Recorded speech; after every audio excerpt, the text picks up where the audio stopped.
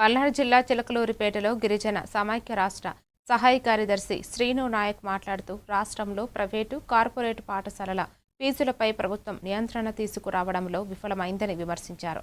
గత ప్రభుత్వంలా తరగతుల వారీగా ఫీజులను ఖరారు చేసే జీవోను వెంటనే విడుదల చేయాలని, అలాగే ప్రభుత్వ పాఠశాలల విద్యార్థులకు తల్లికి వందనం పథకాన్ని అమలు చేయాలని డిమాండ్ చేశారు. కార్పొరేట్ పాఠశాలలు కూడా పెద్ద ఎత్తున ఫీజులు దోపిడీ చేస్తూ ఉన్నారు. దీని మీద చర్యలు తీసుకోమని చెప్పేసి రాష్ట్ర వ్యాప్తంగా మా విద్యార్థి సంఘాల నుంచి కానివ్వండి, విద్యా సంఘాల నుంచి కానివ్వండి ప్రభుత్వం హెచ్చరికలు కూడా చేయడం జరిగింది.